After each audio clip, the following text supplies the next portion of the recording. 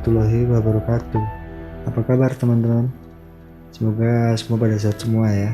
Pada kesempatan kali ini, saya akan melanjutkan cerita tentang Nona Manis Penunggu Kos yang di video sebelumnya baru sampai di part 1.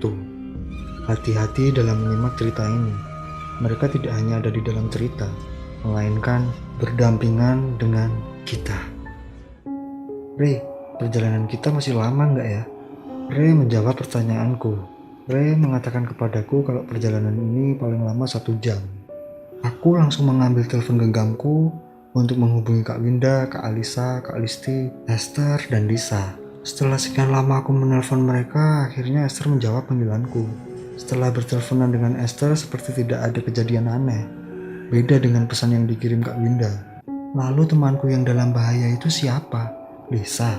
Aku membalas pesan dari Kak Winda untuk menanyakan keadaan kos sekarang gimana. Dan aku memberitahukan Kak Winda kalau sebentar lagi aku sudah sampai di kosan.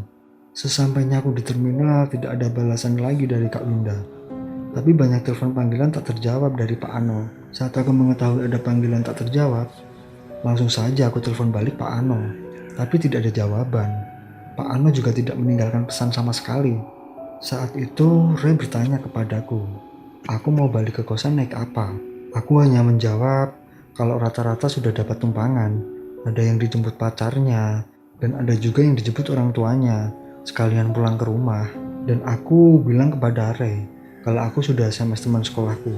Singkat cerita, beberapa temanku sudah pulang, tapi beda dengan Arnold. Dia masih menungguku hingga aku dijemput. Saat itu tiba-tiba Arnold meminta maaf kepadaku. Aku pikir Arnold meminta maaf karena menyatakan perasaan kepadaku. Ternyata dugaanku salah. Ternyata Arnold meminta maaf kepadaku bukan karena itu. Tapi karena ada satu hal yang dia tidak terus terang kepadaku. Kalau ternyata Arnold ini melihat wanita itu. Dan dia juga bilang kepadaku, ternyata dia punya indera keenam. Saat itu aku hanya menjawab tidak apa-apa. Karena aku sudah tidak diganggu lagi. Selang tak berapa lama ada suara klakson mobil. Klakson mobil itu mengagetkanku. Ternyata yang ada di dalam mobil itu adalah Kak Winda. Tak mau membuang-buang waktu, Kak Winda memintaku untuk masuk ke mobil untuk segera berangkat saja ke kos. Tapi tiba-tiba si Ray bilang kepadaku kalau mau menebeng. Si Ray bilang kalau nanti sampai kos, dia akan menyuruh temannya untuk menjemputnya. Karena si Ray ini mengatakan kepadaku kalau kayak ada yang janggal di sini. Tanpa banyak bicara, aku langsung bilang saja ke Ray, ya ayo kalau mau nebeng, masuk aja. Kak Winda juga orangnya baik kok. Lalu kita bergegas berjalan mendekati mobil Kak Winda. Tiba-tiba, tanpa tahu sebabnya apa, Ray bilang kepadaku. Ray mengatakan padaku untuk jangan ke sana dulu. Dan dia menyuruhku untuk menelpon Kak Winda. Aku merasa aneh. Ada apa dengan Ray ini? Saat itu aku jawab saja apa yang disuruh Ray. Aku mengatakan kepada Ray kalau Kak Winda sudah ada di sana, ngapain aku harus menelponnya? Namun saat itu Ray kekeh memintaku untuk mengikuti saja apa perkataannya. Tiba-tiba teleponku berbunyi. Aku kaget. Ternyata itu adalah telepon dari Kak Winda. Dan Kak Winda menanyakan aku ada di mana sekarang. Dan Kak Winda berkata kepadaku kalau ternyata pesanku baru dibaca olehnya. Beberapa saat kemudian, ketika aku menutup telepon dari Kak Winda, mobil Kak Winda yang tadinya ada di situ hilang. Pada saat itulah aku membenarkan apa yang dikatakan Arnold tadi. Arnold hanya menjelaskan kepadaku kalau tadi itu bukan Kak Winda. Dan Arnold bicara kepadaku, untung saja kamu sadar Mei. Yang aku lihat itu bukanlah mobil Kak Winda, tapi mobil rosok yang sudah tidak terpakai dan banyak darah. Dan yang ada di bangku depan itu adalah Nona Manis, hantu perempuan yang selalu menerorku saat aku hide di kos. Untung saja aku ditemani Arnold. Gimana kalau tidak? Bisa-bisa aku sudah dibawa mati sama Nona Manis itu. Singkat cerita, setelah itu datanglah Kak Winda. Baru saja tiba nafasnya seperti terburu-buru. Gak mau membuang-buang waktu, aku dan Arnold pun langsung naik ke mobil. Dan kita langsung menuju kos dengan kebut-kebutan. Saat itu aku hanya bisa memperingatkan Kak Winda untuk pelan-pelan saja membawa mobilnya. Ketika di perjalanan, Kak Winda gak sempat bercerita tentang apa yang terjadi di kosan. Karena Kak Winda harus fokus menyetir mobilnya. Begitu juga aku dengan Arnold yang sudah ketakutan karena Kak Winda membawa mobilnya terburu-buru. Setelah beberapa jam kemudian, kita sampai di kosan. Terlihat keburu-buru, Kak Winda hanya menyuruhku untuk cepat masuk kosan Kak Winda mengatakan kalau dia akan menjelaskan semuanya di kamar Esther. Aku bingung, kok Esther? Esther kan tadi sebelum aku pulang telepon aku. Karena penasaran, aku bertanya ke Kak Winda, ada apa sih sebenarnya? Aku masih bingung dengan teka-teki ini. Padahal sebelum sampai terminal, Esther baru saja bertelepon denganku. Dan dia seperti baik-baik saja. Kami pun langsung berlari ke kamar Esther waktu itu. Sesampainya di kamar Esther, di situ sudah ada Kak Listi, Kak Alisa, dan Kak Lisa yang sudah sedari tadi menunggu kami di kamar. Aku panik dan aku bertanya kenapa Esther ini Kak, memastikan apakah Esther ini baik-baik saja. Waktu itu Lisa menjawab pertanyaanku. Lisa bilang Lisa nggak tahu kenapa Esther jadi seperti ini. Posisi Esther saat itu, aku melihat tangannya menjambak rambutnya sendiri. Begitu juga dengan kaki terkangkang keadaan setengah bugil ditutupin oleh kain. Tiba-tiba Arnold berkata, kalau si Esther ini sudah dibawa ke alam mereka. Arnold bilang kalau dia sudah tidak melihat Esther di sini. Dia sudah dikurung oleh nona manis penunggu kos ini. Mendengar pernyataan Arnold tadi membuat tangis di ruangan ini semakin kencang. Ternyata keadaan Esther seperti ini sudah dari kemarin. Pak Sapam juga sudah mencoba menghubungi orang pintar dan Pak Ustadz setempat, tapi tidak ada yang mengangkat. Ketika dijemput ke rumah pun mereka tidak ada yang berani. Sepengalamanku juga ketika melihat Mbah Yai dan Pak Ano bertarung melawan, nona manis ini begitu kuat. Pikirku saat itu, mungkin orang pintar dan Pak Ustadz ini sudah diancam oleh nona manis. Seketika dalam suara tangisan, aku mendengar orang tertawa. Ternyata itu Esther. Esther bergumam, selanjutnya anak ini, kalian akan mati satu persatu. Beraninya kalian melawanku. Selanjutnya Arnold menyuruh kami yang ada di ruangan untuk memegang tangan Esther. Dengan sigap, Kak Winda dan Arnold memegang tangan Lisa. Aku teringat pesan dari Mbah Yai. Percaya kepada Allah dan jangan tinggalkan sholat. Aku berkata kepada semua teman-teman yang ada di kamar. Aku menyuruh mereka untuk duduk melingkar sekarang dan meminta mereka untuk mendoakan Esther dan Lisa. Dan aku menyuruh mereka untuk membacakan ayat kursi. Dan kita pasrah dan percayakan saja kepada Tuhan yang punya kuasa atas ini semua. Ketika kita berdoa terus-menerus, ternyata membuat nona manis ini semakin marah. Nona manis menggeram semakin kencang dan menyerang kami. Sekali hentakan, Kak Winda dan Arnold terlempar ke dinding kamar. Diam kalian semua. Kalau tidak, teman kalian ini bakalan mengikuti Esther ke neraka, kata Lisa saat dia kesurupan. Dan aku langsung berkata kepada teman-teman untuk tetap berdoa. Nona manis hantu perempuan itu semakin marah. Orang yang doanya terputus dan imannya tidak kuat dengan gampang terserang oleh nona manis. Kak Listi sudah terlempar saat itu. Kak Alisa masih kuat, begitu juga dengan aku. Dan Arnold yang sudah terlempar juga masih bisa bertahan. Sedangkan Kak Winda jatuh pingsan karena kepalanya terbentur ketika terlempar. Tiba-tiba Arnold berteriak sambil mengancam makhluk itu. Tidak berhenti kamu ya wanita jahanam pengganggu manusia. Aku seperti teringat dengan suara yang dikeluarkan Arnold. Mbah Yai, dalam keadaan bingung, aku mendengar ada suara dari luar. Aku mendengar ada yang memanggil-manggil namaku saat itu. Ternyata, tanpa kuduga, suara itu adalah suara Pak Ano dari luar kamar. Pak Ano ini datang dengan Ray sebagai penunjuk jalan menuju kosanku. Sebelum berangkat dari perusahaan tempat magang, ternyata Mbah Yai mendapat firasat yang tidak enak. Maka Mbah Yai menyuruh Pak Ano untuk menyusul. Dan benar saja firasat Mbah Yai. Aku dan teman-temanku sedang dalam bahaya. Tenang, Mbah Yai sudah masuk ke tubuh Arnold.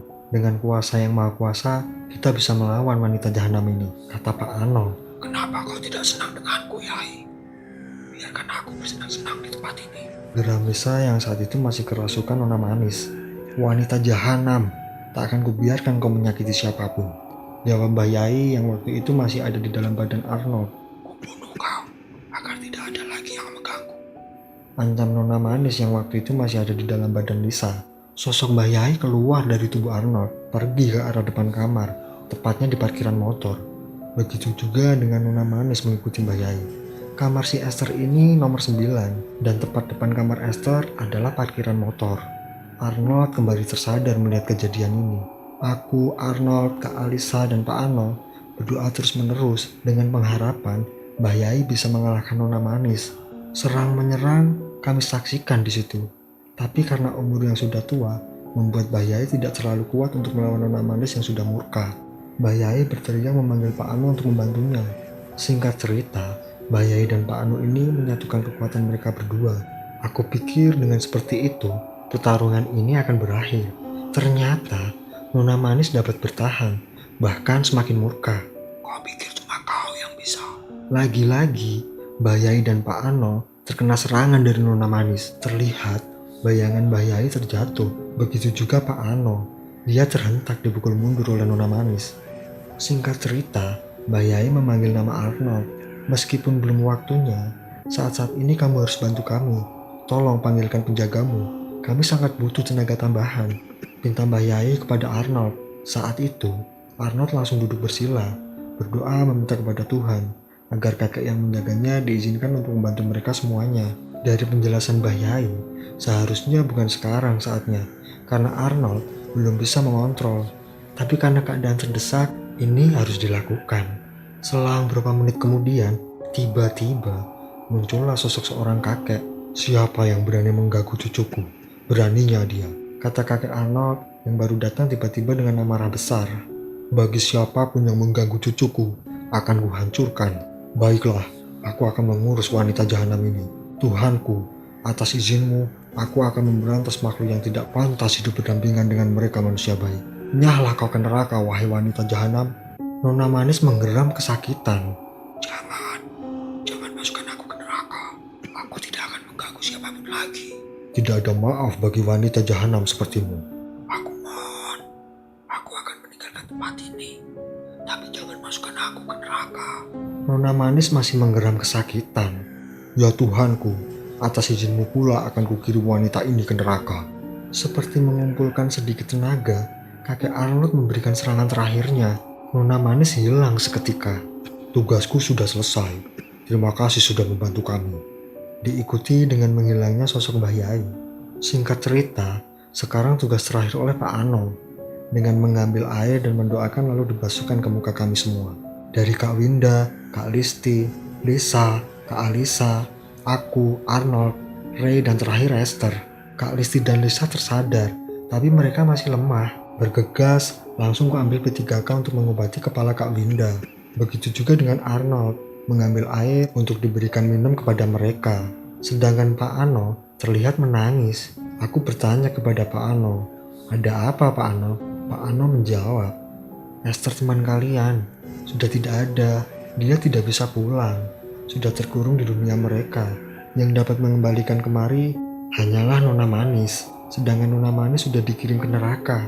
Jelas Pak Ano. Lalu bagaimana Pak? Tanya Arnold. Kita harus mengikhlaskannya. Kita doakan teman kalian supaya diterima di sisi Tuhan Yang Maha Kuasa ya. Segera kalian hubungin orang tuanya ya, kata Pak Ano. Tanpa pikir panjang langsung kuhubungi keluarga Esther.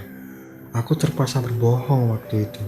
Aku menjelaskan kepada orang tuanya Esther kalau Esther sedang sakit dan meminta tolong kepada keluarganya Esther untuk segera datang kemari. Aku melakukan itu agar orang tua Esther tidak panik.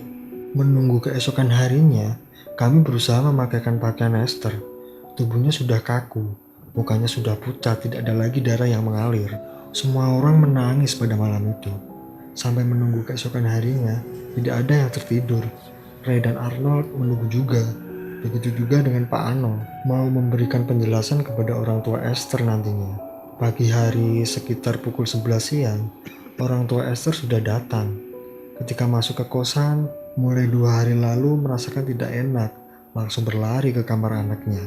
Sampai di kamar, Ibu Esther melihat anaknya sudah ditutupi kain putih. Tanpa pertanyaan, Ibu Esther langsung jatuh pingsan. Begitu juga dengan ayah Esther, sudah terduduk di lantai depan pintu kamar. Terduduk lemas melihat anaknya sudah ditutupi kain putih, berniat menyekolahkan anak ke perantauan untuk menuntut ilmu, dengan pengharapan seorang anak dapat membanggakan orang tuanya. Tapi dengan kabar seperti ini, orang tua Esther menyesal. Ibu Esther yang terbangun, menangis kemudian pingsan lagi. Ayah Esther yang belajar mengikhlaskan Esther, meminta menghubungi kami untuk menelpon ambulan, agar dari rumah sakit membuat surat rujuk ke bandaraan membawa jenazah. Pada hari ini juga, orang tua Esther membawa jenazah Esther pulang. Besoknya akan dimakamkan. Pak Ano sudah menjelaskan semuanya ke orang tua Esther tentang masalah penunggu kosan ini, dan Esther lah korban terakhir dari Nona Manis. Setelah itu satu persatu meninggalkan kosanku. Polisi sudah menyelidiki kasus ini, namun karena pihak keluarga sudah mengikhlaskan, kasus ini ditutup. Anak-anak kosan yang baru pulang tidak ada yang mengetahui kasus ini. Mereka juga selama ini tidak ada gangguan, karena mereka sudah tidak perawan akibat kenakalan remaja. Beberapa hari setelah masuk kuliah, di antara kami banyak gangguan psikis, hingga banyak yang pindah dari kosan ini. Sehari-hari, aku beberapa kali melihat Esther melakukan aktivitas di kamarnya. Begitu juga suara tertawa Esther selalu aku terbayang. Aku hanya bisa mendoakan Esther. Maafkan aku, sahabatku. Jadi itulah teman-teman cerita horor yang dialami secara nyata oleh Mei, teman Kak Devri RSC.